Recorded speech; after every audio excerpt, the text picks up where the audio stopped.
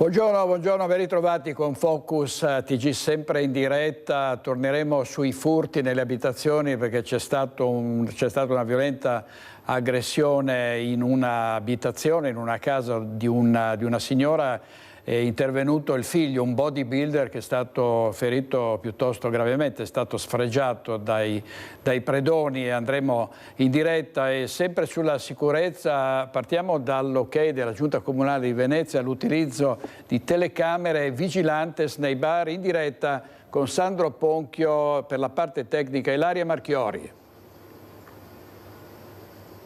Sì, buongiorno direttore, buongiorno ai nostri telespettatori. E proprio come hai anticipato è arrivato l'ok della Giunta Comunale, dunque spetterà al primo cittadino, al sindaco Luigi Brugnaro, firmare quando la prefettura chiamerà per rendere finalmente operativo questo nuovo protocollo d'intesa per la prevenzione e soprattutto la sicurezza. Un testo su cui in questi mesi si sta lavorando da tempo e lo stanno facendo gli assessori competenti, dunque l'assessore al commercio Costalonga, l'assessore alla sicurezza Pesce, ovviamente insieme ai rappresentanti di categoria e ai tecnici prefettizi. Di fatto che cosa sarà? Una sorta di patto cooperativo tra gestori e forze di polizia in modo da concretizzare le direttive del Ministero dell'Interno dello scorso gennaio e tra l'altro la cosa importante da sottolineare è che Venezia ancora una volta potrebbe essere capofila, dunque la prima città a metterle in pratica. Ma entriamo nel dettaglio di che cosa stiamo parlando, di queste misure previste dalle linee guida che riguardano l'installazione appunto di sistemi di videosorveglianza, naturalmente nel rispetto della privacy, la formazione degli addetti alla sicurezza, dunque dei vigilantes per poter far fronte a eventuali situazioni di pericolo, ancora un'adeguata illuminazione, l'adozione di un codice di condotta dell'avventore da affliggere all'interno del locale, l'adozione di ogni misura utile a tutela dei minori e l'individuazione anche di un referente della sicurezza per il locale che dovrà appunto fungere da contatto con le forze di polizia. Poi si discuterà e ci sarà anche da capire quali e come saranno gli orari. Dunque in realtà la firma sarebbe dovuta avvenire già qualche settimana fa, poi è slittata perché la Giunta appunto aveva voluto analizzare, vedere chiaro su determinate linee guida e quindi con tutta probabilità si slitterà a settembre e dunque poi nei prossimi mesi inizieranno queste nuove linee guida e si darà vita a questo protocollo su cui, come appunto già detto, si sta lavorando da mesi e Venezia potrebbe essere la prima città a metterlo in pratica. Qui da Venezia è tutto, io restituisco la linea allo studio. Grazie molto Ilaria Marchiori e a Sandro Ponchio. Andiamo avanti con il dramma dei furti, uno striscione shock con un disegno di una pistola fumante è comparso ieri in via Rossini a Susegana, una via presa letteralmente d'assalto dai ladri. Servizio di Christian Arboit.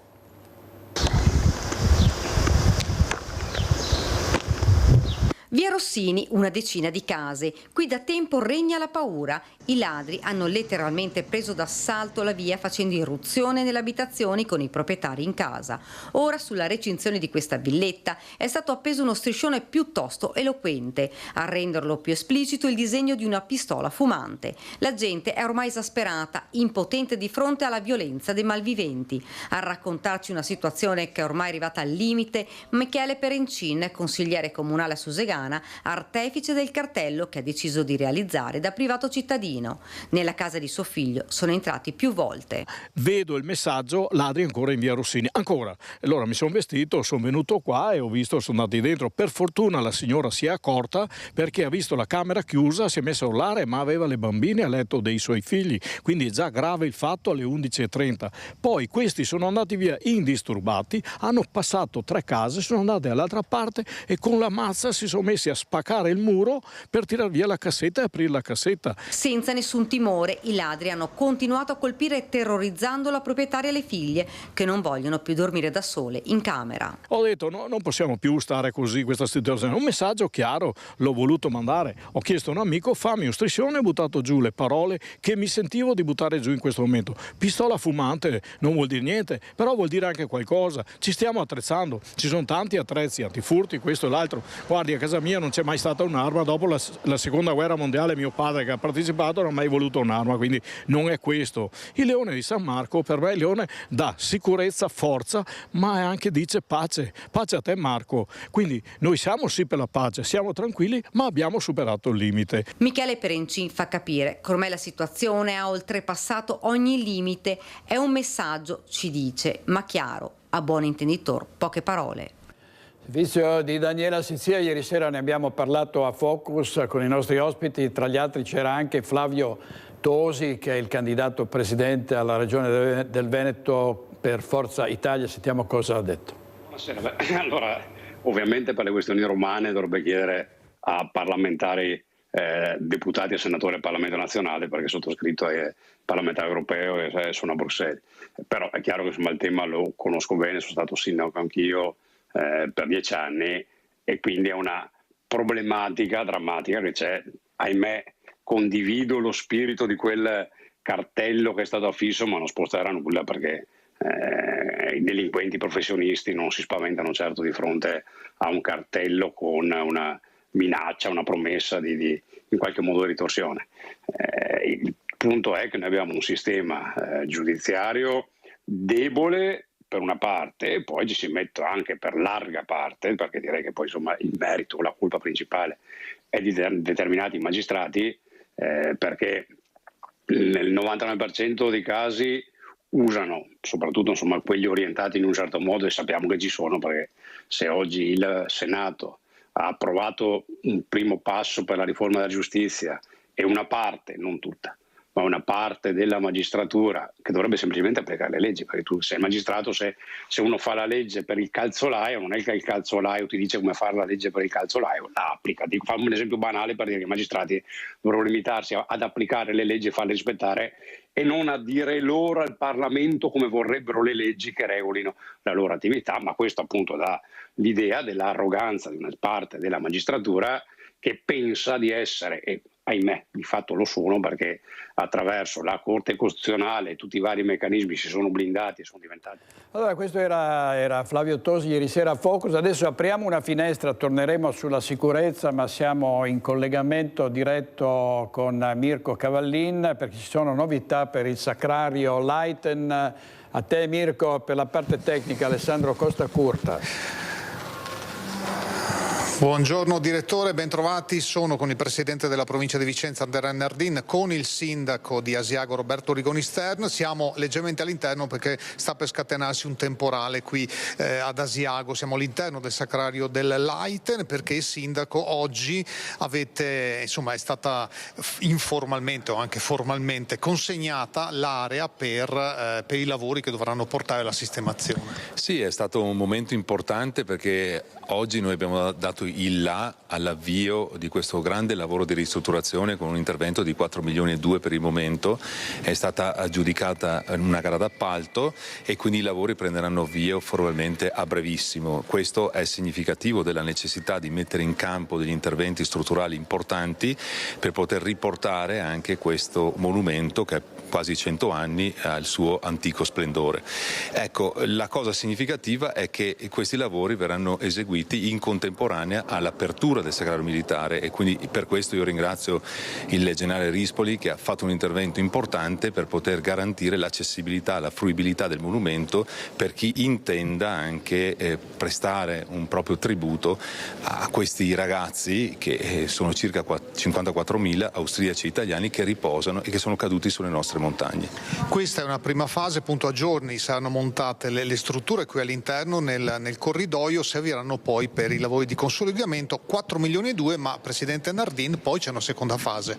Sì, una seconda fase che porterà un investimento complessivo veramente significativo, 11 milioni che danno un segnale di concretezza, di impegno nei confronti di questo territorio, e mi unisco ai ringraziamenti al generale Rispoli e al sottosegretario Rauti, che sono stati anche qui recentemente per l'apertura, e aver mantenuto la promessa di questi tempi non è cosa banale. Poi come Presidente della provincia, avendo noi l'AITEN, l'ossario proprio ricamato sullo stemma della nostra provincia, è ancora più significativo essere vicini qui oggi alla città di Asiago, quindi una giornata felice per la città di Asiago, ma sicuramente per tutta la provincia e per tutti coloro che condividono i valori che questi soldati, questi quasi oltre 50.000 ragazzi hanno difeso durante la guerra. Quindi veramente una giornata importante che ci rende felici, ma che dà anche l'idea di una concretezza, cioè 11 milioni di euro che verranno investiti sul nostro territorio. Allora, diciamo per i turisti che volessero venire che il santuario è ancora chiuso, purtroppo, perché il sindaco qualche settimana fa col maltempo sono caduti alcuni alberi, sono in corso gli ultimi controlli. Sì, qui il Ministero della Difesa, perché siamo in territorio di titolarità del Ministero della Difesa, ha condotto gli accertamenti sulla staticità di questi alberi, perché ci sono state delle cadute che potevano mettere a repentaglio l'incolumità pubblica delle persone che erano presenti qui, ecco, e ha disposto il taglio di altre piante per motivi di sicurezza, perché non sono più stabili. Queste piante, queste alberature verranno sostituite con nuove piante, ma sempre nell'ambito del recupero, della rigenerazione di questi spazi che hanno sicuramente bisogno di un intervento straordinario di manutenzione. E quindi si attende, sono prevedibili dei tempi, Presidente, si parla di fine anno per questa prima fase? Sì, per questa prima fase del consolidamento si prevede di poterla concludere con fine anno, e quindi confidiamo che i tempi siano rispettati, soprattutto perché poi parte la fase successiva, che è di restauro, quindi anche la volontà di rivestire in modo diverso, in modo comunque riprendere l'antica bellezza a questo luogo, ma anche di riproporre una un museo più moderno, più aggiornato, in grado di proporsi anche ai ragazzi giovani, quindi sicuramente qualcosa di nuovo per questo territorio. Un luogo della memoria, dunque, che speriamo prima possibile di poter visitare tutti. Da Asiago è tutto, a te direttore. Grazie molte a Mirko Cavallini e ai suoi ospiti. Andiamo adesso a Musano di Trevignano, dove c'è stata questa notte una violenta aggressione di una banda dei ladri ai danni di un bodybuilder che è intervenuto per difendere la madre. Andiamo in diretta da Lucio Zanato. Buongiorno direttore, buongiorno ai telespettatori di Rete Veneta. Sì, siamo a Musano di Trevignano, siamo in via Palladio e siamo con la famiglia Colusso. Qui ho la mamma Raffaella Genovese, qui invece il figlio, ovvero Roberto Colusso. Partiamo dalla mamma. Signora, insomma, sono arrivati i ladri. Lei dov'era e cosa ha sentito? Io ero in cucina, mettevo a posto e ho sentito la porta chiudersi della camera. Ho detto, ma non c'è vento, sono andata a vedere. Invece dove ti ha ho trovato la porta chiusa, ho detto, qua è entrato qualcuno, ho gridato, ho chiamato mio figlio, dopo gli ho telefonato, ho detto, guarda che è entrato dalla finestra i ladri. E così invece il figlio non ci ha pensato un attimo, cosa ha fatto? Sì, come le dicevo, gito distinto, ho sentito le grida d'allarme di mia mamma e sono subito corso in appartamento da lei. Ho trovato la porta d'ingresso chiusa e lì praticamente ho pensato di entrare sull'unica apertura che c'era, la finestra della camera, appunto. E lì? Dove sono entrati i ladri. E lì se li ha trovati davanti? Praticamente, inaspettatamente, pensavo fossero andati via, invece ho trovato i ladri che uscivano dalla finestra. E quando me lo sono trovato davanti l'ho affrontato immediatamente. Quanto è contata la sua fisicità? Perché ricordiamo, lei non solo è bodybuilder ma anche campione italiano, sì, e soprattutto è un personal trainer. Sì, diciamo che sicuramente la mia fisicità ha dato peso a questa cosa. È riuscito a bloccarlo, a metterlo a terra? L'ho bloccato a terra, c'è stata una colluttazione, ovviamente non è che stesse fermo, e alla fine l'avevo già praticamente bloccato. Solo che lui non era preparato sicuramente. Ecco, però il problema è che poi lui aveva un complice che ha cominciato a massacrarla. Sì, praticamente c'era un secondo ladro che è uscito dalla finestra e mi ha preso da dietro e ha cominciato a colpirmi con un oggetto. Che poi è questo carillon che ha la mamma che ha in mano, che è un oggetto appuntito e oltretutto in plexiglass, che è proprio un vero e proprio taglio, cioè l'ha proprio cominciato a tagliare, tanto vero che ha dei punti in testa e anche sulla schiena. Praticamente sì, ha cominciato a colpirmi sulla schiena, infatti ho diversi tagli. In più un paio di volte sulla testa dove mi ha a quel momento un po' stordito e lì ho mollato anche un po' la presa. A quel punto i ladri sono scappati uno da una parte e uno dall'altra, però lei non ha pensato a correre dietro i ladri, ma... Come le dicevo, sì, il mio pensiero era solo mia mamma. Di conseguenza avevo cominciato a rincorrerne uno, ma ho abbandonato l'idea visto che si stava allontanando e il mio pensiero era vedere lei come stava perché ancora non l'avevo vista. E alla fine mi sono, come si può dire, diretto verso la porta d'ingresso, sono riuscito ad aprirla e quando l'ho vista mi sono casciato a terra. È arrivato che era una maschera di sangue suo figlio? Sì, con le mani piene e nella faccia pieno di sangue dappertutto. E cosa ha pensato quando l'ho visto così? Mamma mia, Però per fortuna erano sì, mi ha detto dammi un asciugamano e ora l'ho dato subito e dopo piano piano ho visto che non c'era proprio, era un taglio insomma. Però comunque tanta paura. Tanta sangue e tanta paura, sì. Senta signora, un consiglio alle signore che la stanno seguendo. Lei non si aspettava mai di avere i ladri in casa? Mamma mia, no. E allora cosa fare per la prossima volta? Intanto, chiudere le finestre, presto magari, perché quando arriva il scuro magari ha tentazione. E dopo gli ori non lasciarli mai in camera. Sempre, specialmente in camera. Sconderli da qualche altra parte? Da qualche altra parte, perché vanno subito nella camera. Adesso, dopo questa esperienza, la domanda è: lo rifarebbe? Sì, sicuramente. Io ho difeso la mia famiglia, di conseguenza per loro farei qualsiasi cosa e ad un grido d'allarme sono corso immediatamente senza nessun indugio.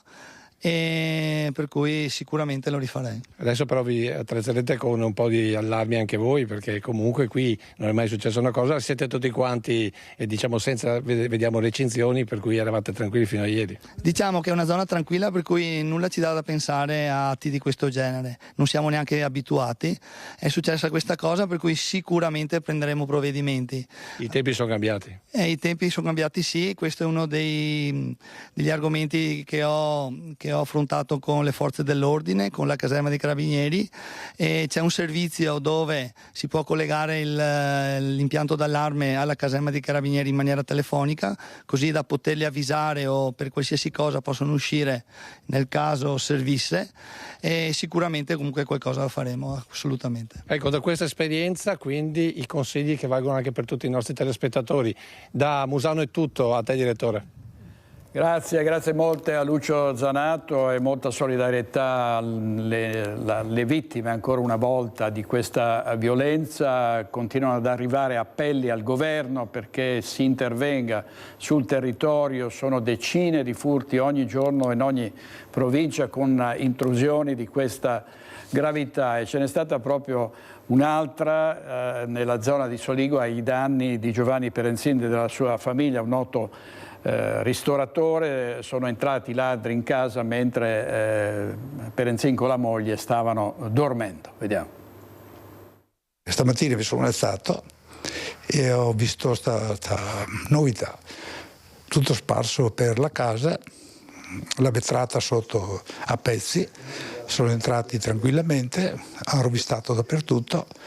E questo è successo. Noi stavamo dormendo, penso sia successo alle 3-4 di notte. Qua a Solighetto dicono 6-7 case, sono stati ospiti, non solo da me insomma. Per Giovanni Perenzin, storico volto della ristorazione trevigiana e titolare della vicina osteria di via Brandolini, il risveglio è stato scioccante. Non solo i ladri hanno messo a soqquadro la sua abitazione di via Rivette, ma sono entrati quando sia lui che la moglie stavano dormendo in due diverse camere da letto. Nel caso della donna, i delinquenti hanno agito nella stessa stanza, indisturbati. C'è il sospetto che possano avervi addormentato o fatto qualcosa per non fare questo? Io penso di no, perché se buttano qualcosa lo respirano anche loro.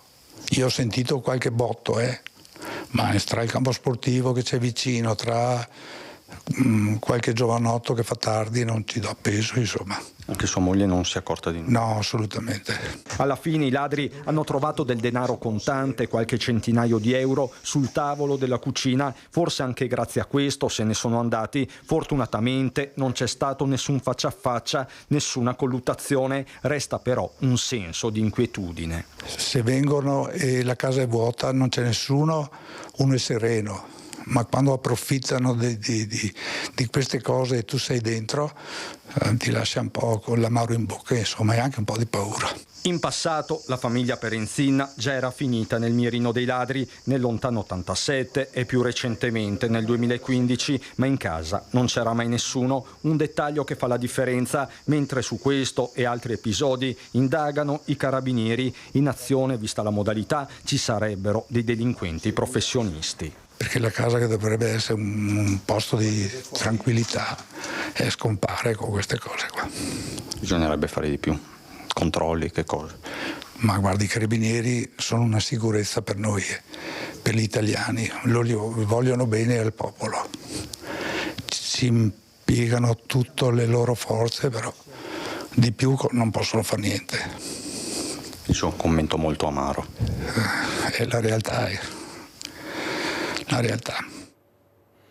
Carabinieri che si fanno in 4 ma che avrebbero bisogno di rinforzi, e così anche la polizia, più macchine, più uomini proprio per controllare capillarmente il territorio. Vediamo ieri sera, sempre a Focus, cosa ha detto uno dei sindaci in studio, Marco Della Pietra, primo cittadino di Spresiano. Considerata questa carenza, è mica così semplice tenere sotto controllo un territorio in maniera puntuale, anche se ci fossero più pattuglie, probabilmente certi malviventi troverebbero comunque l'occasione, ecco, di perpetrare il reato. Io credo che sembra quasi ridondante la cosa, no? Ma quando si parla di certezza della pena e si parla di comportamento esemplare, ecco, qualora poi venga effettivamente catturato chi compie la cattiva azione, ecco, credo che questo sarebbe la fine potrebbe mettere la parola fine a numerosi di questi. Dopo c'è, sai, anche chi è recidivo e quindi lì non ci fai niente, però ecco, bisognerebbe che io poi rischio di essere sempre quello che dice le parole, no? Che istiga, però sai, quando dicevo colpirne uno per educarne 100, io credo che nel momento in cui si vede che qualcuno che fa qualcosa che non dovrebbe fare magari viene punito in una determinata maniera, ecco che gli altri che vorrebbero imitarlo, emularlo, magari ci pensano un po' di più. Era Marco Della Pietra, sindaco di Spresiano, ieri sera a Focus. Adesso passiamo dalla sicurezza alla viabilità, alle strade che sono compromesse da frane e sono compromesse da piogge intensissime con cantieri, ovviamente anche i cantieri che sono in azione. Andiamo da Tiziana Bolognani perché la situazione è difficile nel Bellunese. A te Tiziana. Sì, direttore, buongiorno. Hai detto bene, la situazione è particolarmente complicata per la viabilità della provincia di Belluno. Da un lato la statale 51 di Alemagna questa mattina è stata chiusa alle 6 in concomitanza con una serie di nubifragi che si sono autorigenerati e che hanno interessato tutta la provincia. Tra poco ne è pronto uno ai nastri di partenza, pronto a manifestarsi qui in città. Questo che cosa ha comportato? Ha comportato la decisione di chiudere la strada a San Vito e quindi è ricominciato il solito tran tran per i pendolari e per i turisti. Però è di oggi l'altra notizia, quella che riguarda la statale 52 Carnica, quella che porta e conduce in Comelico. L'associazione Giovani e Futuro, che è un'associazione fatta per l'appunto da giovani molto propositivi sulle tematiche che riguardano la cittadinanza, la popolazione bellunese, che cosa ha fatto? Ha preso un'iniziativa, ha fatto compilare, rispondere a un sondaggio alle aziende del territorio aziende che in questo momento hanno a che fare con i problemi causati da una serie indicibile di cantieri, oltre a quello della galleria Comelico, che già causa rallentamenti e difficoltà alla viabilità. Allora, la testimonianza che vi proponiamo oggi è quella di Alex Tomè, è un giovanissimo imprenditore comeliano, ha da poco aperto una latteria, la latteria di Casada. È una latteria che offre e raccoglie dalle vallate latte di qualità per la produzione di formaggi, lavora 3-4 mesi all'anno, quindi durante il periodo estivo, per tutto l'anno. Alex Tomè è molto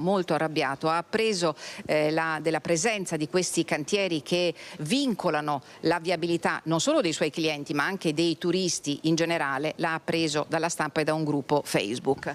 Sì, salve, buongiorno. Riporto un po' quel che è la situazione di noi imprenditori della Val Comelico. Innanzitutto ormai sappiamo la galleria com'è come lavoro e ce la siamo fatta passare, però non accettiamo che gli unici 3-4 mesi all'anno in cui si lavora bene per tutto l'anno il Comelico sia invaso da molti altri cantieri, lavori che potevano essere evitati, potevano essere spostati nella stagione di basso afflusso turistico, quindi nella stagione più tranquilla. Alex ci ha detto che le perdite economiche della sua azienda in questo momento sono quantificate in 200-250 euro al giorno, moltiplichiamoli per 100 giorni, tanto dura più o meno la stagione estiva. Sì, esatto, dopo magari per una multinazionale sono valori piccoli, ma per una piccola azienda artigianale sono valori che fanno la differenza. Io riporto quello che è stato detto dai clienti, ha detto che tanti clienti il prossimo anno non torneranno più in Val Comelico perché sono stati invasi di cantieri, quindi siamo preoccupati non solo per il problema effettivo di quest'anno ma anche per la reputazione e la brutta immagine che noi diamo alla Valle nel corso degli anni successivi, che si ripercuote nelle aziende anche. Alex Tomè è un imprenditore molto arrabbiato e la rabbia è un po' il fil rouge, il filo conduttore tra le imprese, una trentina quelle che hanno risposto al sondaggio di Giovani e Futuro, sondaggio che è stato portato con i suoi risultati al prefetto di Belluno questa mattina. Luca Frescura è presidente di Giovani e Futuro. Intanto, che cosa vi ha detto il prefetto, cosa vi ha risposto e che cosa emerge da queste aziende? Partiamo da cosa emerge. Ci sono tante aziende che registrano già una perdita superiore ai 10.000 euro. Quindi quello che abbiamo detto al prefetto è che l'emergenza è sociale. Rischiamo imprese che chiudono e rischiamo di perdere posti di lavoro in un territorio comunque complicato. Ringraziamo il prefetto per averci ascoltato, si è fatto carico delle nostre istanze e speriamo di avere una risposta dalle istituzioni, perché davvero il nostro territorio è in ginocchio, ma come associazione e soprattutto come giovane di 23 anni non intendo mollare.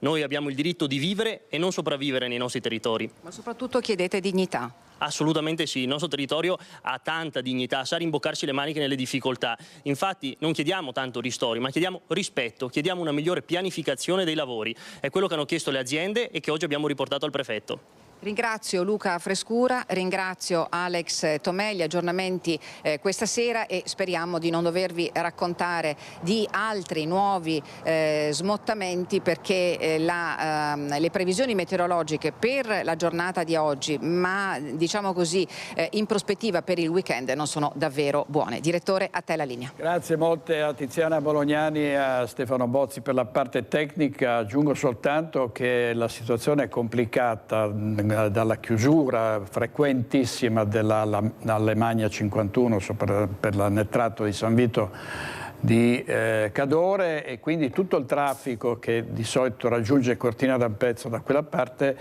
per aggirare questo imbuto gira a destra a Tai di Cadore, va verso Auronzo e verso il Comelico, e quindi i cantieri, super traffico, maltempo complicano davvero molto la situazione, ed è comprensibilissimo lo stato d'animo di chi ha protestato in questo collegamento in diretta. Adesso avevamo previsto di tornare alla cronaca, grazie regia, e torniamo a un gravissimo fatto di cui abbiamo parlato in questi giorni, cioè la morte in Ucraina di un ragazzo la cui famiglia aveva tentato il possibile, tutto il possibile per impedirgli o per convincerlo a non andare a combattere in Ucraina contro i russi. Nel Duomo di Conselve domani sera alle 21 è stata organizzata una veglia di preghiera per Artyom Naliato, il 21enne di origine ucraina, morto durante un bombardamento a Kiev dove era tornato per arruolarsi nell'esercito volontario straniero per combattere contro i russi. Un momento di raccoglimento organizzato dalla famiglia di Conselve che da qualche anno ospitava il 21enne dopo il suo allontanamento dalla famiglia adottiva di Tribano. La notizia della morte del giovane è arrivata proprio alla loro figlia che aveva un rapporto di amicizia fraterno con il ragazzo. Artyom sarebbe morto durante il bombardamento della caserma dove stava facendo il periodo di addestramento dopo il suo rientro in Ucraina lo scorso 1° giugno. Su questo aspetto sta indagando la Digos che monitora i profili dei foreign fighters, i combattenti che partono dall'Italia per unirsi a milizie estere nei teatri di guerra internazionale. Si vuole capire come Artyom sia arrivato a Kiev nella caserma e quali erano i suoi contatti. Già in passato, infatti, il ragazzo era stato in Ucraina.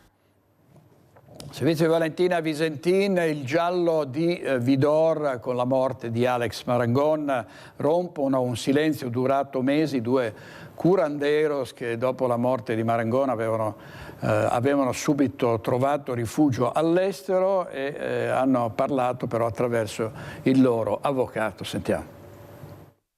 Non si è usato ayahuasca e non sapevano che Alex aveva usato altre sostanze come cocaina. Sono questi i punti fermi per Oscar Palé Santandreu, il legale di Johnny Benavides e Sebastián Castillos, i 2 curanderos di cui si parla da ormai più di un anno dopo la morte di Alex Marangon. Erano loro gli animatori, in altre parole le guide del rito sciamanico all'abbazia di Vidor, nei cui pressi si è registrata la tragedia costata la vita al 25enne di Marcon e che aveva portato la procura di Treviso ad aprire un fascicolo per omicidio volontario, ipotesi che potrebbe essere presto derubricata in morte conseguente da altro reato. Attraverso il loro legale madrileno, Benavides e Castillos commentano l'esito dell'esame tossicologico sul giovane. La presenza di tracce di ayahuasca viene spiegata in questo modo. Una cosa è l'ayahuasca e un'altra cosa è il principio attivo. E capisco che nel sangue si può trovare il principio attivo.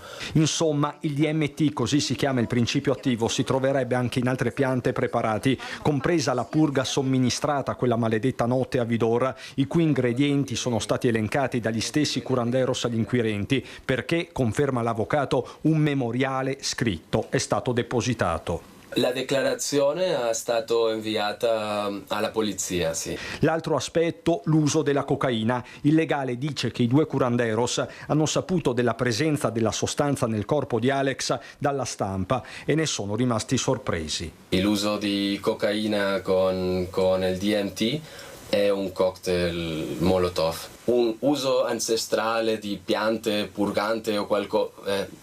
questo tipo di cultura di piante usato con cocaina è una linea rossa,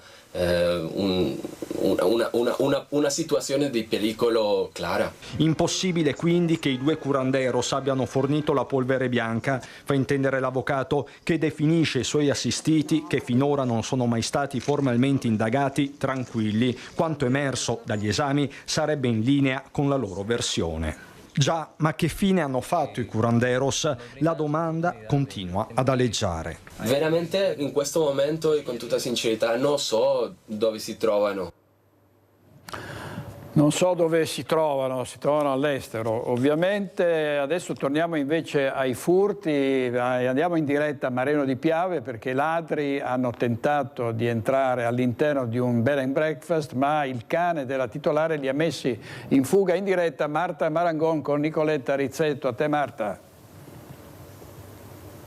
Sì, buongiorno direttore, a te e ai telespettatori che ci stanno seguendo da casa. In diretta da Mareno di Piave, siamo in via Campana e la situazione che abbiamo scoperto qui è ancora più grave di quella che credevamo inizialmente, perché i ladri non hanno preso di mira solo il bed and breakfast, il civico 80 di questa via, ma hanno preso di mira anche tutta una serie di abitazioni, almeno 4 i furti e tentati furti che abbiamo avuto modo di rilevare. In un caso sono riusciti ad entrare nell'auto del proprietario, hanno rubato un personal computer e altre cose che c'erano in macchina. Nel bed and breakfast hanno cercato di rubare nella casetta da giardino, dove c'erano attrezzature appunto da giardino, ma evidentemente non hanno trovato quello che loro ritenevano di interesse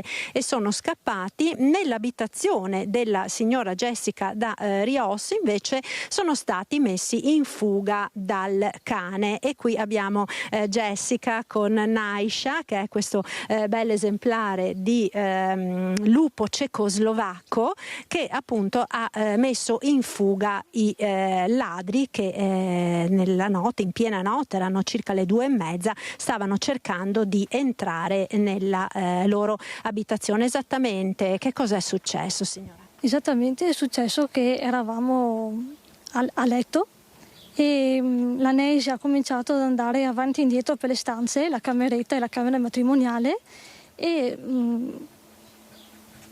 sicuramente c'era qualcuno di sopra. Abbiamo acceso la luce del corridoio in modo da farlo scappare se era un ladro, o per guardare meglio. Non abbiamo visto niente, però dopo la cagna si è accorta che c'era qualcuno, e quel qualcuno è scappato via perché ha fatto un salto direttamente dalla terrazza.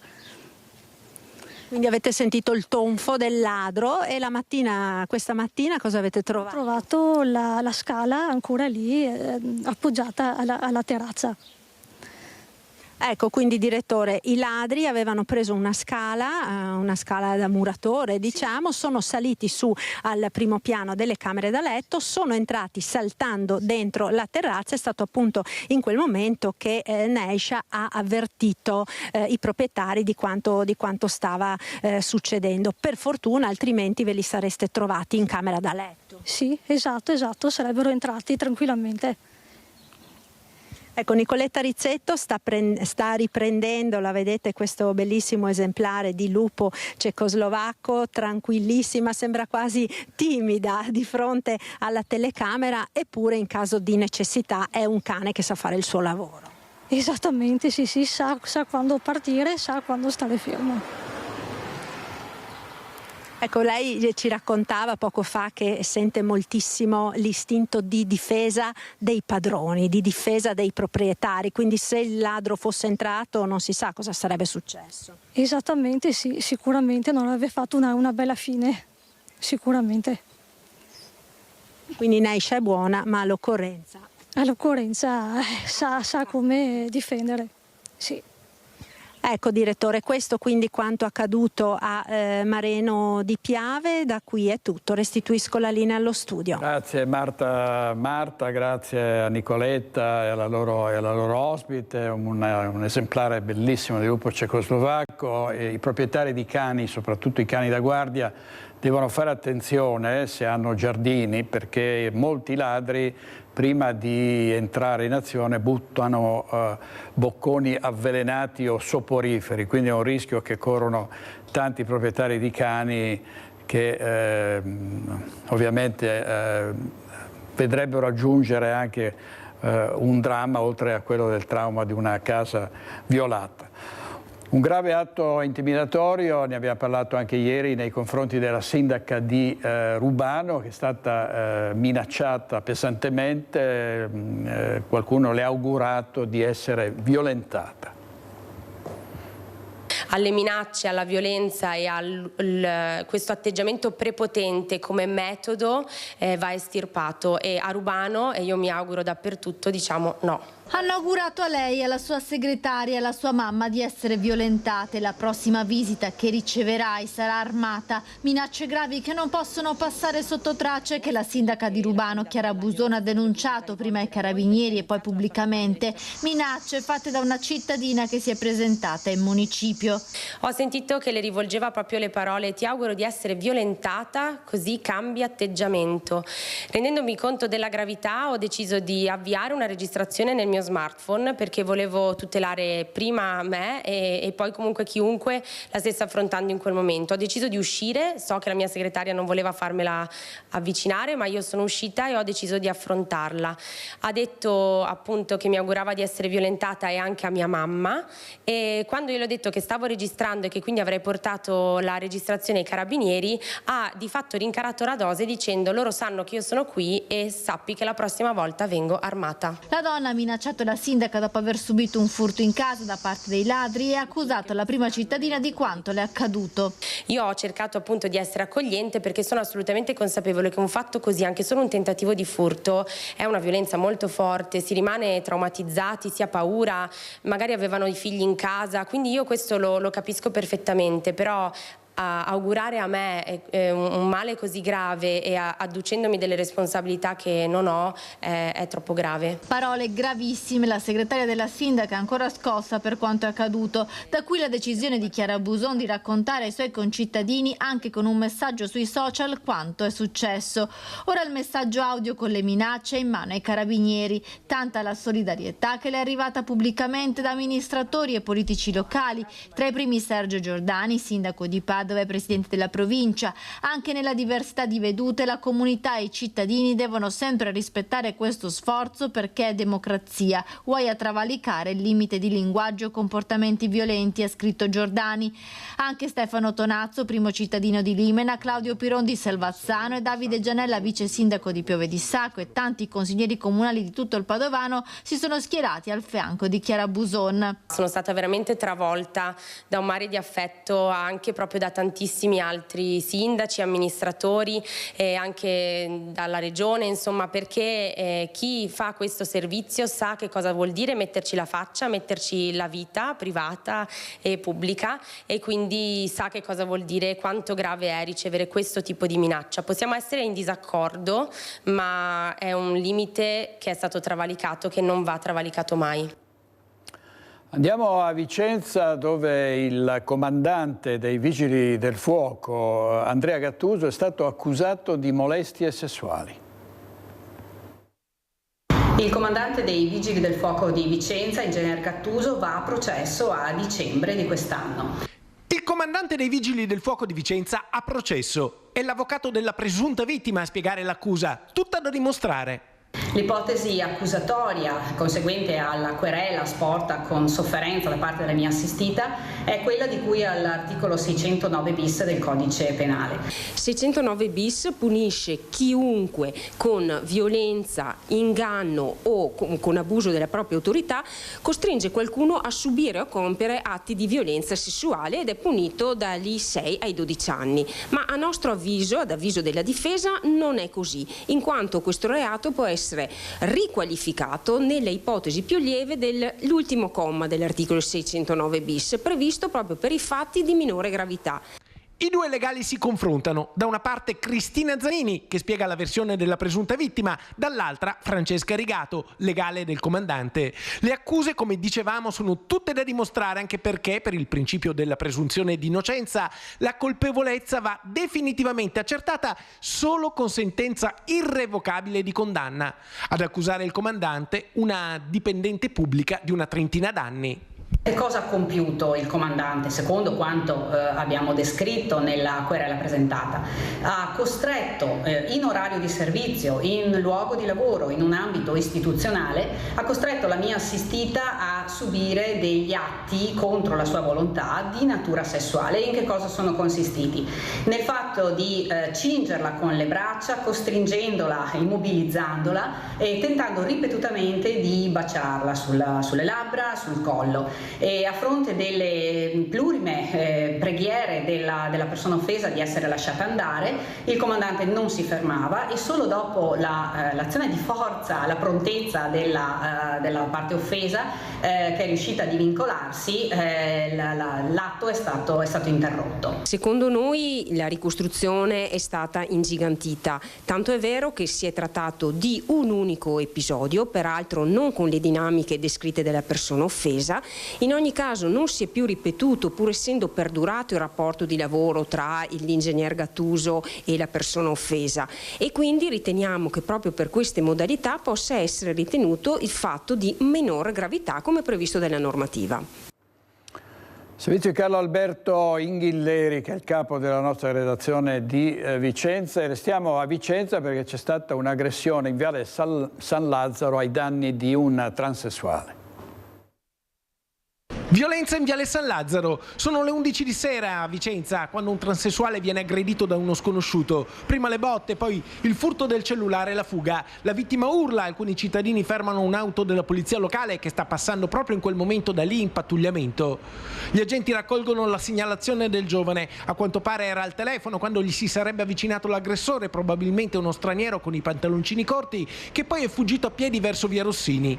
Gli agenti hanno provato a rintracciare il malintenzionato nelle vie vicine senza tuttavia trovarlo. Sarebbe però stato trovato un berretto nero con visiera frontale, presumibilmente persi dall'uomo durante la fuga. La vittima ha dichiarato di non voler sporgere denuncia, ma resta l'ennesimo caso di violenza in città. Vediamo i titoli del Corriere del Veneto, la prima pagina online, il Pedemontana, l'ISPRA, un rapporto che sostiene che ci sarebbero troppi PFAS nelle acque di falda, quindi un rischio danno ambientale. E poi il professor Crisanti, West Nile, non c'è nessun allarme ma bisogna difendersi dalle zanzare. Sulla West Nile sentiamo Luisa Bertini. Allerta West Nile, siamo in compagnia del direttore del SISP Maria Teresa Padovan per fare la panoramica di quello che è la situazione dell'ULSS 8. West Nile nell'ULSS 8? Al momento la situazione quest'anno è tranquilla, in questo momento, cioè l'ultima decade di luglio, chiaramente la situazione è strettamente monitorata perché come l'epidemia del 2022-2023 le trappole delle zanzare poste dall'Istituto Zooprofilattico nel territorio veneto e anche l'ULSS 8 ci danno una certa positività delle zanzare a questa malattia. Ecco, tutto è determinato anche dai cambiamenti climatici, dalle bombe d'acqua che vanno ad incidere. Come prevenire? Assolutamente, queste colpi, ondate di calore che poi a cui poi seguono queste violenti acquazzoni creano condizioni climatiche simil-tropicali assolutamente favorevoli al proliferare della zanzara. Come prevenire? Ci sono due versanti. Innanzitutto importantissima la prevenzione individuale. Noi dobbiamo proteggerci il più possibile dalle punture di zanzare. Ricordo che la West Nile è portata dalla zanzara, trasmessa dalla zanzara Culex, che è la zanzara tradizionale, quella che punge dal tramonto all'alba. Quindi ricordiamoci, soprattutto se usciamo in questi momenti, coprirci con vestiti chiari coprenti e usare i repellenti cutanei. Per quanto riguarda poi l'operato dell'azienda sanitaria, noi già da aprile, in ottima collaborazione con tutti i comuni dell'ULSS su mandato regionale, agiamo per abbattere il numero di zanzare con l'utilizzo opportuno dei larvicidi. Ecco, altro tema è quello delle encefaliti da zecca. Anche questo un po' frutto in questi ultimi anni del cambiamento climatico, le abbiamo purtroppo sempre prima. Le zecche positive sono un po' concentrate sicuramente in alcuni territori montani della nostra regione, però anche le nostre prealpi vicentine non ne sono esenti.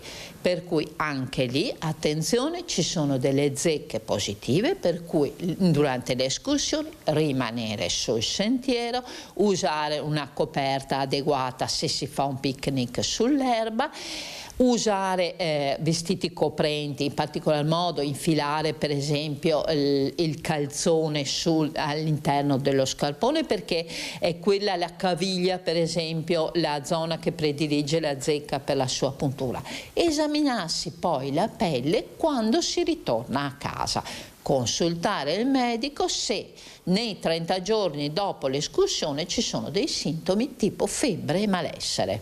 Ecco, l'ultima cosa che le chiedo è relativa alle tempistiche. Lei prima mi parlava di tempi e stagioni più lunghe. Assolutamente, adesso collaboriamo con i comuni per ampliare il trattamento dei larvicidi delle zone pubbliche addirittura fino a fine settembre, primi di ottobre, perché le stagioni estive sono sempre più prolungate e quindi la proliferazione delle zanzare copre periodi sempre più lunghi del nostro calendario annuale.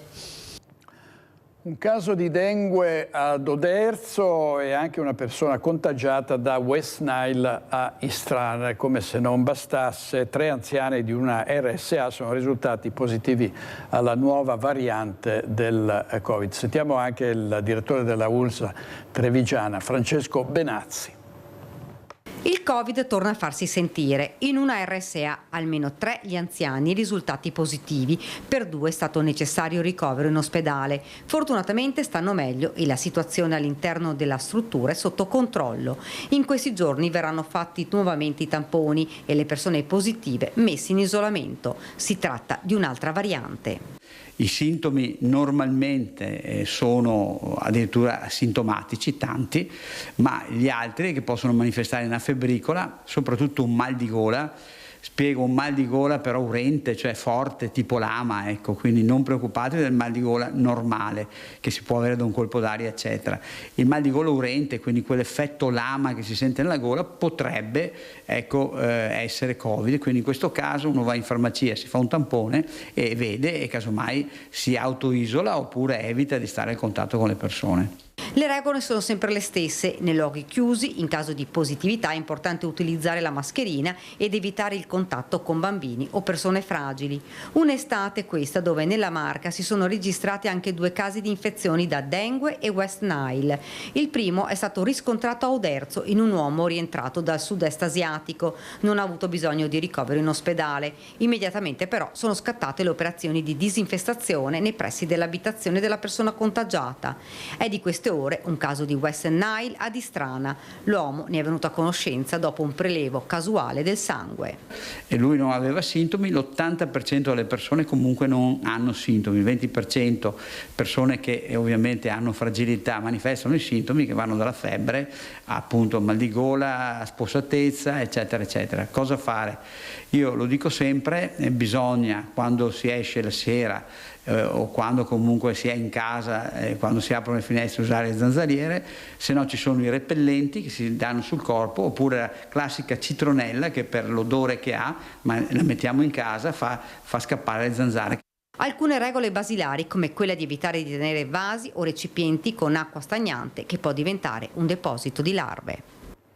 Servizio di Daniela Sizia, c'è la protesta dei farmacisti, sono mobilitati per il rinnovo del contratto che è stato definito umiliante, hanno manifestato a Mestre.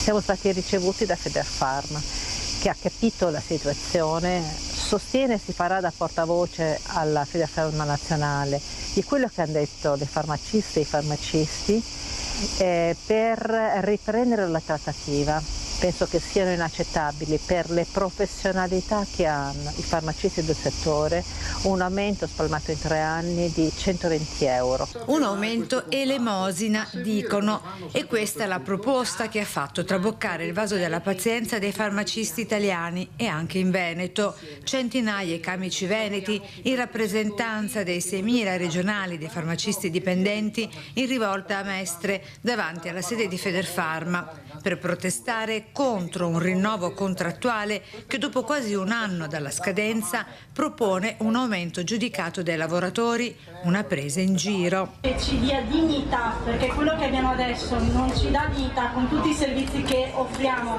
alle comunità, chi fa l'Holter, chi fa l'elettrocardiogramma, chi dà appunto anche consigli, noi supportiamo la popolazione. La mobilitazione per rivendicare dignità e adeguamento salariale reale, ma non basta. Di seguito spiegate le ragioni della carenza di personale nel settore. Abbiamo richiesto una revisione degli orari di lavoro perché molti farmacisti, cioè molti laureandi in farmacia, una volta che vengono a fare il tirocinio in farmacia, che si rendono conto dello stipendio e degli orari che vengono fatti, compresi magari festivi, sabati e domeniche, decidono purtroppo di cambiare la propria professione. Siamo un presidio sanitario di prossimità, ma veniamo trattati come manodopera a basso costo, denunciano. Ho portato anche la mia testimonianza come farmacista dipendente in una realtà virtuosa dove comunque gli incentivi ai lavoratori vengono dati, quindi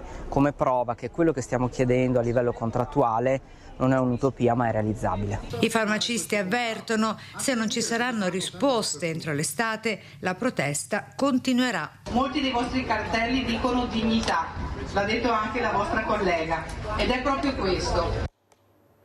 Servizio di Anna Maria Parisi, tanti problemi anche della sanità del Veneto, che comunque è una sanità che è molto meglio di quelle delle altre regioni, ma poi ci sono comunque delle eccellenze come nell'azienda ospedaliera di Padova, che è un centro straordinario per la cura delle ferite complesse. Pensate che grazie alla pelle di merluzzo vengono curate ustioni gravi anche nei bambini che sono stati feriti dalle bombe a Gaza.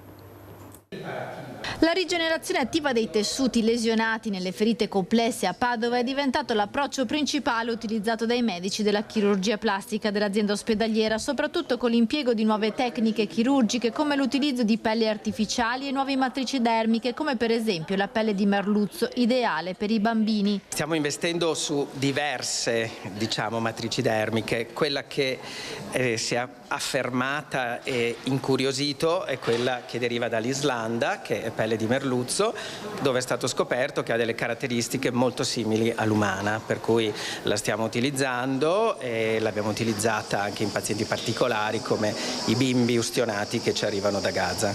In azienda ospedaliera a Padova sono stati curati 6 bambini palestinesi rimasti feriti dai bombardamenti sulla striscia di Gaza. Ne abbiamo trattati fino a questo momento 6 con deformità molto varie, dall'ustione allo scoppio, l'amputazione d'arto, arto superiore, arto inferiore.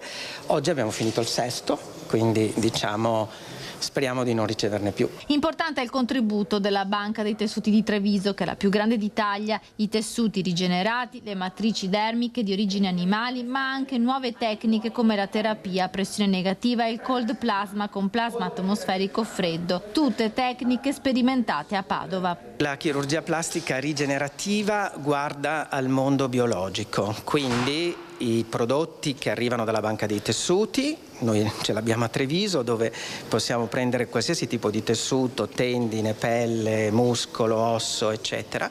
Poi ci sono i tessuti di derivazione animale, i quali vengono in qualche modo privati della loro immunocompetenza, quindi diventano utili per noi per fare chirurgia rigenerativa, e quindi il sintetico è qualcosa che il chirurgo plastico è costretto a usare, pensate alle protesi mammarie.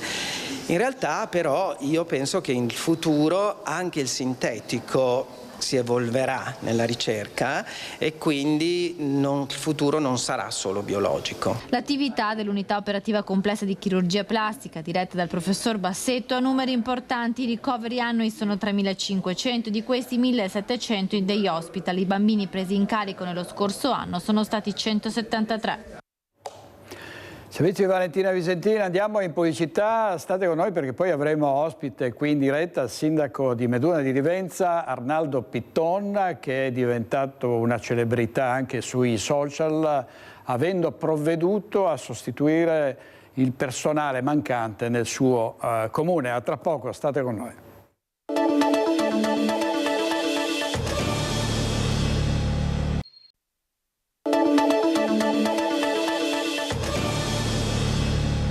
Nuovo in diretta con Focus TG. Saluto e ringrazio molto il sindaco di Meduna di Livenza, Arnaldo Piton. Sindaco, ben arrivato, grazie molte. Il sindaco è diventato una celebrità, è andato su tutti i telegiornali, vediamo alcune immagini sul TG Com 24, guardate il sindaco con pulitrice alla mano che provvede a fare lavori che normalmente sono svolti d'altro. Allora sindaco, insomma intanto una popolarità immensa perché lei è intervenuto sia come in questo caso, oppure come nel turbino, oppure nelle cucine, in mancanza di personale, ed è uno dei grossi problemi di tutte le amministrazioni pubbliche. Sì, guardi, intanto grazie. Insomma, tutta sta notorietà, insomma, sinceramente non me l'aspettavo per aver fatto qualcosa di semplice, anche se voglio dire che premetto che l'idropulitrice l'ho impugnata altre volte, ecco, questo volevo dire, perché magari qualcuno dice ma sa, magari è per farci un po' di pubblicità. Assolutamente no. Chi mi conosce a Meduna e chi mi conosce nel territorio sa che con le mie associazioni, la Proloco, l'Avis, collaboro, do da mangiare, servo ai tavoli, quindi mi ritengo, oltre che insomma, ecco, il ruolo da sindaco, però tenere sempre con un piede nel territorio insieme ai propri cittadini credo che sia una cosa bella, e la ritengo bella e utile soprattutto per i giovani, sa direttore, perché... Ecco, qui c'è tra l'altro il direttore del Gazzettino che le fa i complimenti e invita tutti un po' a seguire il suo esempio. Sì, ecco, ripeto, per aver fatto anche, se voglio dire, una cosa semplice che magari non è proprio un ruolo indicato da primo cittadino, da sindaco, però ecco, in un momento di difficoltà, in un momento di bisogno, il mio operatore, che è bravissimo, stava svolgendo un altro lavoro e lo avrei portato via da questo lavoro, quindi gli ho detto gentilmente fammi avere l'idropulitrice, il piazzale del municipio me lo pulisco io. Ecco, quindi ho ritenuto fare una cosa che ripeto, la faccio da sempre, ecco. Avendo partecipato e partecipando nel mondo del volontariato, le viene quasi naturale. Viene quasi naturale, e se posso dire comunque non sono l'unico, dei miei colleghi, tanti miei colleghi lavorano, si danno da fare, perché come dico spesso, l'ho detto anche qua da lei, fare il sindaco in un piccolo comune equivale a fare volontariato ad alto rischio, perché oltre che a fare volontariato si rischia del proprio per tanti cavilli e per la burocrazia. Però ripeto, quello che dà più soddisfazione, certo, il risalto, i media che ne parlano, sono contento, orgoglioso, ne sono orgogliosi anche la mia famiglia, i miei cittadini, però quello che mi dà più soddisfazione, ma veramente lo dico col cuore, è i giovani, perché guardi, in un periodo che da qualche anno si è accorto anche lei che i giovani si sono proprio allontanati dalla politica, perché non diamo belli esempi. Vorrei non ultimo citare Milano, e quindi torniamo nei paesi piccoli dove le cose per fortuna funzionano meglio e più onestamente, citando Milano, dove perdi quello che è proprio il tipo di comunicazione, perdi la comunità, perdi tante cose, sul piccolo riusciamo a farlo, e riavvicinare i giovani e fargli capire la responsabilità, magari avvicinarli ancora un po' di più e sensibilizzarli sul senso civico, è qualcosa di straordinario, e questo mi riempie veramente il cuore, più di milioni di follower. Cosa. Poi tra l'altro ricordiamo che i sindaci non possono vivere soltanto con la retribuzione del sindaco, che è bassissima, hanno in genere delle altre attività, si dedicano anima e corpo ai loro cittadini, e i cittadini poi apprezzano questo altruismo, questa dedizione, questa disponibilità, questa umiltà dei sindaci. Però ecco, se ne trova, non c'è la corsa a fare il sindaco anche per queste ragioni, no sindaco? È quello, quando parlo di senso civico è questo. Guardi, io per dirle al secondo mandato mi sono trovato da solo, non avevo neanche opposizione, e quindi fare anche svolgere il sindaco, le dico la verità, magari qualche volta è anche anche piacevole perché in Consiglio passano via tranquillamente, però realmente non avere un'opposizione pare che manchi qualcosa di democrazia, manca un tassellino. Però questo deve essere un segnale che deve arrivare al Stato, deve arrivare al centro, perché non è un bel segnale, che non è neanche tanto la retribuzione, che comunque dà dignità a un sindaco, perché guardi, io percepisco poco di più di 500 euro e con la responsabilità che ho, quindi capisce che anche questo vuol dire dar dignità a un primo cittadino, che non vuol dire spazzare piuttosto che l'idropolitrice, ma dare anche un po' di senso logico per il lavoro che fa. Insomma, è questo che secondo me dobbiamo prestare attenzione, perché manca appunto la vicinanza ai giovani, alla politica, alle pubbliche amministrazioni, e manca un po' un segnale da Roma, che dovrebbero guardare un po' di più i piccoli territori. E se posso anche permettermi con un po' di orgoglio, come direttore, no? Certo. Copiarli anche, prendere da esempio, e questo è quello che mi piace. È verissimo, no? I sindaci sono sempre in trincea, sempre a disposizione della popolazione. I sindaci, per esempio, spesso sono i primi ad arrivare sui luoghi degli incidenti e, visto che ne parlavamo prima, sindaco, anche dei furti, no? Purtroppo sta diventando una piaga che in Veneto ha messo in ginocchio tantissime famiglie. Sì, anche questo è un tema delicato, anche questo i colleghi, i sindaci usano delle armi proprie, usano del suo.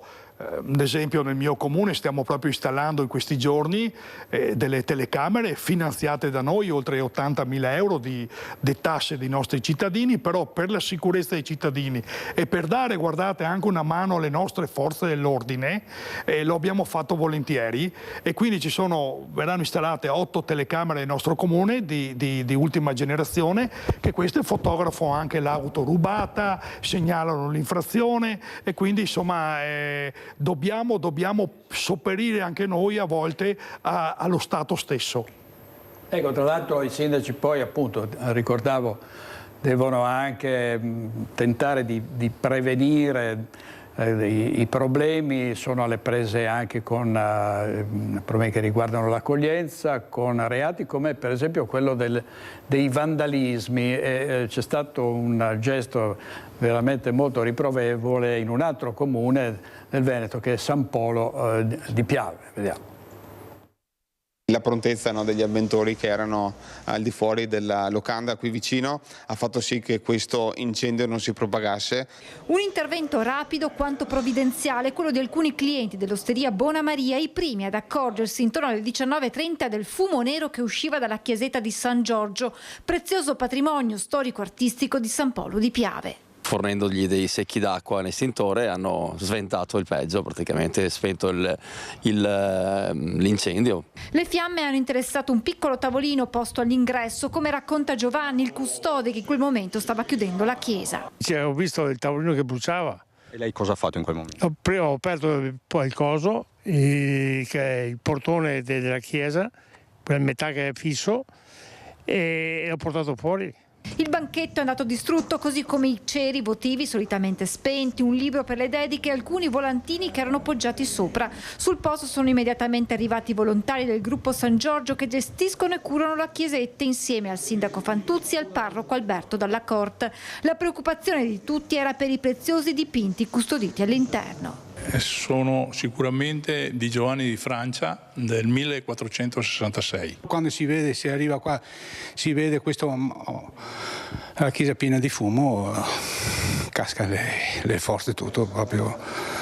Ci mancano proprio tutte le forze di reagire. Per noi è la vita, è il nostro orgoglio. L'intera comunità di San Polo è molto legata alla chiesetta di San Giorgio, aperta tutti i giorni dalle 8 alle 20 per consentire ai cittadini e ai tanti visitatori di ammirarne il patrimonio, che fortunatamente sembra non aver riportato danni, anche se è stato attivato l'ufficio diocesano per l'arte sacra che dovrà appurare lo stato degli affreschi. Nel frattempo continuano le indagini dei carabinieri per capire se si sia trattato di un atto vandalico o se le cause dell'incendio siano da ricercarsi altrove. A loro disposizione le immagini di una telecamera di videosorveglianza della zona. Se sia stato un atto vandalico, se sia stata una bravata di alcuni ragazzi, se sia stata anche una pura casualità, un caso fortuito appunto di una candela magari dimenticata.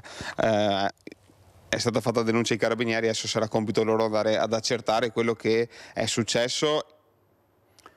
E allora torniamo a Meduna di Livenza, ne ha parlato anche il Gazzettino di Arnaldo Pitton, vediamo sindaco operaio virale, visto 1 milione di volte su TikTok, il sociale lo contatta, non mi interessano i soldi, voglio solo parlare ai giovani, quindi rivediamo anche queste immagini che sono state pubblicate dal Gazzettino online e sono diventate virali. Pensate, 1 milione di visualizzazioni, qui di nuovo il sindaco che provvede da solo a lavori che in genere fanno altre persone, ma questa diciamo, sindaco, questo è il destino di tanti sindaci che appunto hanno carenza di personale. Carenza di personale c'è nelle aziende, ma anche ci sono i concorsi pubblici anche nei comuni che vanno completamente evasi.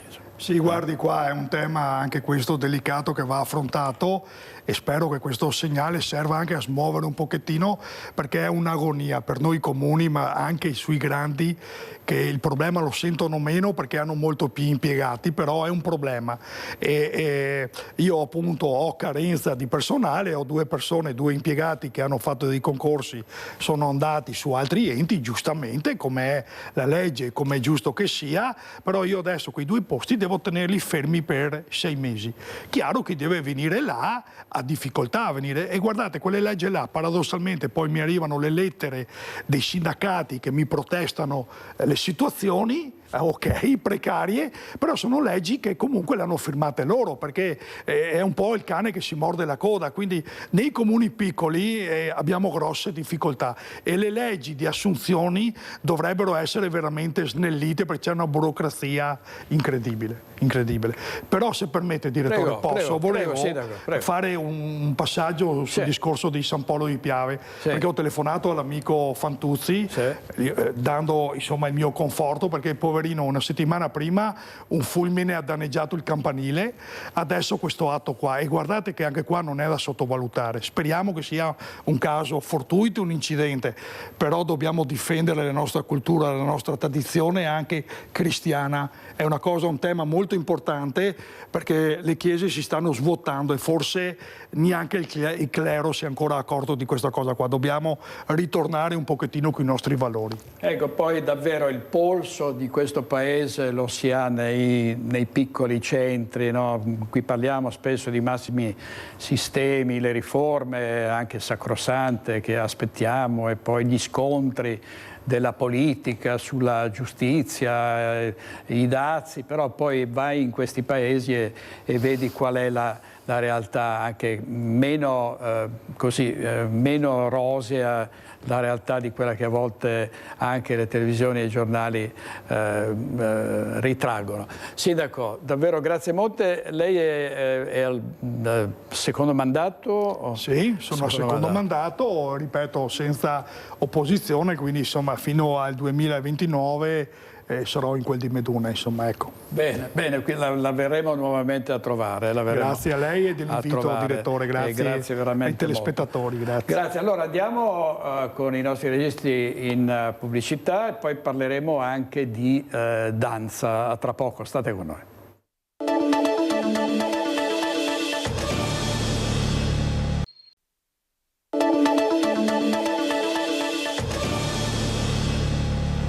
Un'estate ricca di eventi, questa del 2025, che aspetta la mostra di Venezia e i divi dello spettacolo che arriveranno al Lido. Tra questi per la prima volta Julia Roberts, ci sarà anche George Clooney, ma ci sono personaggi che arrivano in Veneto e che girano in questo caso in bicicletta, e si tratta di un cantante notissimo che intrattiene pubblico sulle spiagge d'estate con i suoi concerti, Lorenzo Cherubini, meglio noto come Giovanotti.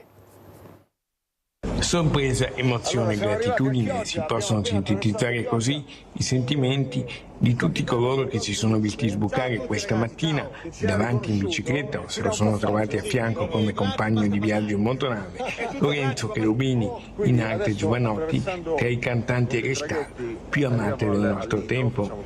Giovanotti, a 2 anni dal grave incidente avuto proprio in bicicletta, è arrivato fino a Chioggia, proveniente dai lidi ferraresi. Chioggia, poi Pellestrina, il Lido di Venezia, quindi Cavallino Tre Porti, Jesolo e Portoguaro. Questo è il percorso di giornata.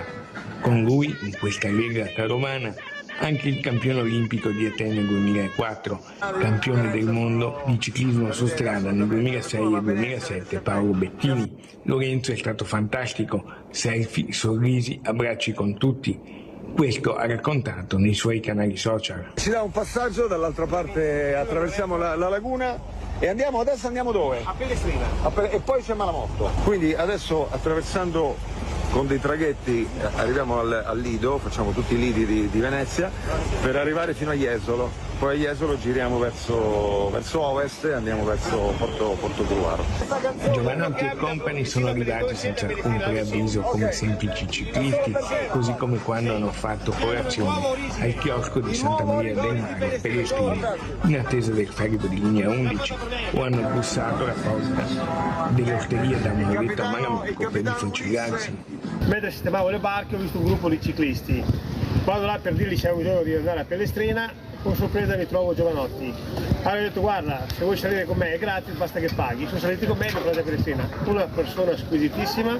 La percorriamo tutta, poi prendiamo un altro traghetto, andiamo a Malamocco e poi percorriamo Malamocco e su verso nord. Giovanotti è partito dalla sua residenza di Cortona con l'obiettivo di percorrere 770 km, uno per ciascun giorno trascorso dall'incidente. Quando viene sera e tornerò da te, è andata come è andata la fortuna di incontrarti ancora. Ciao mamma, quanto mi diverto. Giovanotti che è arrivato in Veneto e sarà un fine luglio all'insegna della danza, su una grande iniziativa sulle stelle della danza, gli astri nascenti della danza. Vediamo questo breve video.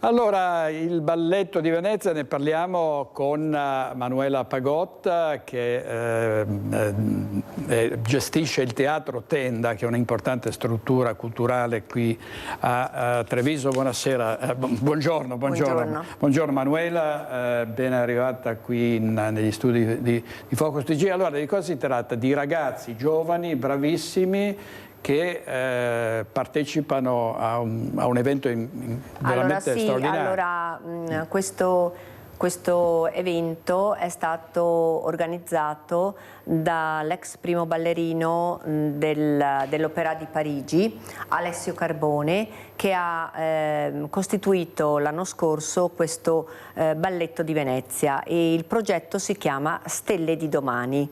Le Stelle di Domani sono questi giovani artisti provenienti da tutto il mondo, perché dall'America, dall'Opera di Parigi, dalla Scala di Milano, da Stoccolma e da altri, da Monte Carlo, sono riuniti in un'unica serata e hanno già ballato a Venezia, a Porto Rotondo, a Orsolina, Moncalvo, Firenze ieri sera, e approdano proprio a Treviso, e siamo veramente fortunati. Balleranno al Teatro delle Voci sia il 27, cioè domenica, e lunedì, e esorto veramente tutta la cittadinanza e soprattutto i ragazzi a venire a vedere queste stelle del domani. L'altra sera ero all'Arena a vedere Ball & Friends, che è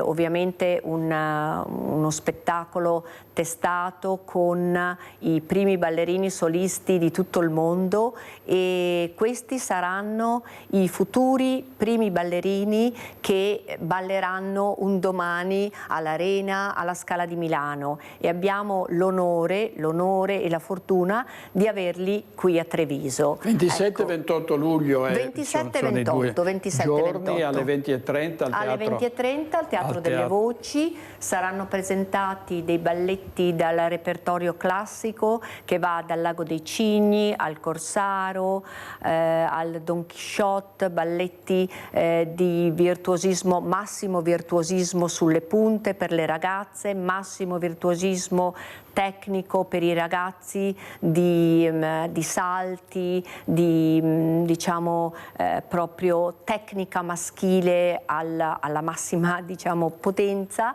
e affiancato anche a qualcosa di danza anche contemporanea, perché ormai la danza verte sicuramente sempre sulla danza classica, però è molto versatile. Un ballerino deve affrontare anche sempre questa danza contemporanea, che è proprio la danza dei nostri giorni. Ecco, tutto questo è sostenuto da sponsor. C'è la Cassa Marca? No, allora diciamo questo progetto è diciamo sponsorizzato da voi potete leggere anche alla fine della locandina, ci sono dei grandi sponsor, c'è una Ministero della Cultura, no? Sì, il Ministero della Cultura, e c'è una grandissima sponsor di Dublino. Infatti l'ultima serata, il 30 luglio, sarà proprio la serata che questi ballerini balleranno a Dublino per concludere il tour. L'importanza di questo progetto è che questi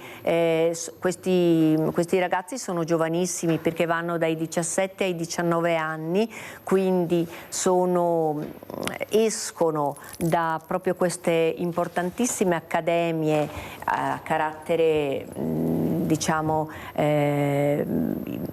a carattere europeo, e non solo europeo, perché arrivano anche dall'America, e attraverso questo balletto di Venezia riescono a ballare tutto il mese di luglio in questi importanti, diciamo, teatri europei, e quindi hanno la possibilità di confrontarsi proprio attraverso le loro performance in tutto il mondo.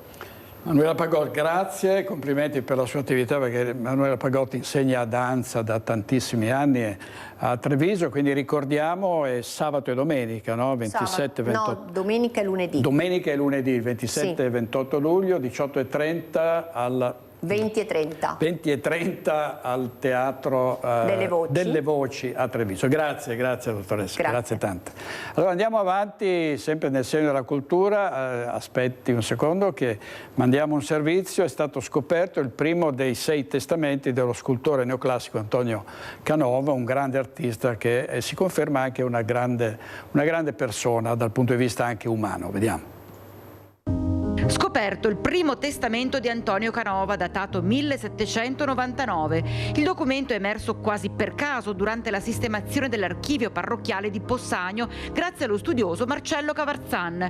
Si tratta di una bozza notarile redatta dal prestigioso notaio bassanese, amico e uomo di fiducia di Canova, il conte Tiberio Roberti, quando lo scultore era ancora 42enne, ma già dimostra chiaramente il suo animo filantropico e soprattutto il suo amore per la sua città natale e per la gente che vi abita.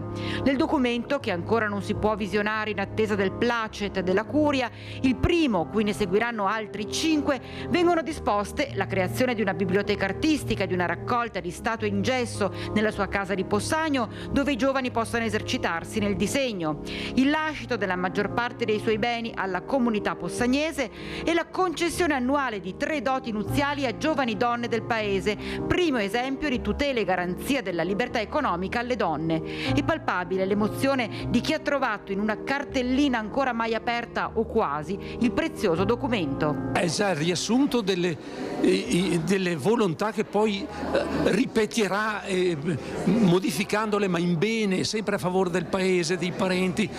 C'è l'introduzione che secondo me, l'introduzione che è una poesia di uno che ha una coscienza talmente limpida e pulita che c'è una scala gerarchica, il bene, l'anima, i parenti stretti, la madre, i fratelli, i parenti, i poveri.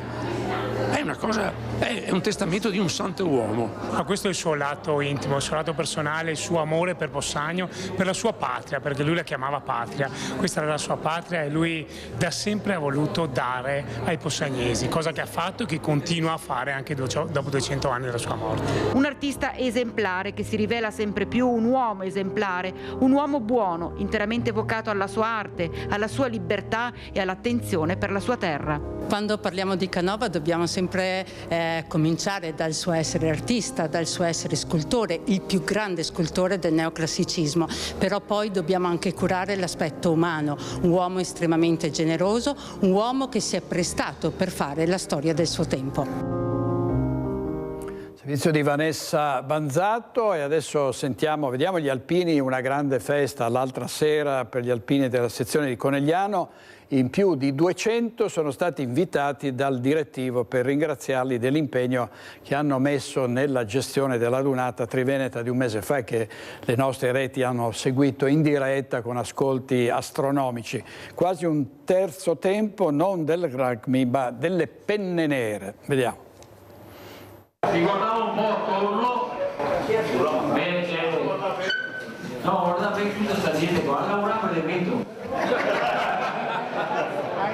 Anche il presidente Botteon è rimasto stupito di quanti tra penne nere, amici e aggregati abbiano partecipato all'organizzazione della Dunata Triveneta di Conegliano di metà giugno. Quasi 200 persone riunite venerdì sera nella Casa degli Alpini di Santa Lucia per quello che potremmo definire il terzo tempo non dei rugbisti ma delle penne nere. Per ringraziare così simbolicamente chi ha speso e ha dato tanto perché il nostro centenario raduno Triveneto riuscisse veramente bene. Oltre 100.000 le persone nella 3 giorni della città del Cima, dove, ha sottolineato il sindaco Fabio Chies, non c'è stata alcuna sbavatura. Abbiamo bisogno di loro, lo avevamo ieri, abbiamo bisogno oggi, ne avremo ancora bisogno domani, sono sicuro che saranno al nostro fianco ancora per tanto tempo. Momenti di ricordo, ma anche momenti goliardici, quando un riconoscimento speciale è stato consegnato ad Alessandro Cenedese, vertice operativo dell'intera operazione Triveneta Conegliano. Allora questo qua non so perché era stato dimenticato nella rotatoria del Parè. Una serata quindi per rivivere le emozioni del raduno da risultati organizzativi così elevati da far pensare a qualcosa di più. Stiamo pensando alla Dunata nazionale, ma i numeri sono ancora molto alti, però noi non scartiamo niente, anche perché con gli alpini, con l'energia che hanno oggi, possiamo fare tutto quello che vogliamo. Per questo il gran finale è stato riservato al simbolo degli alpini.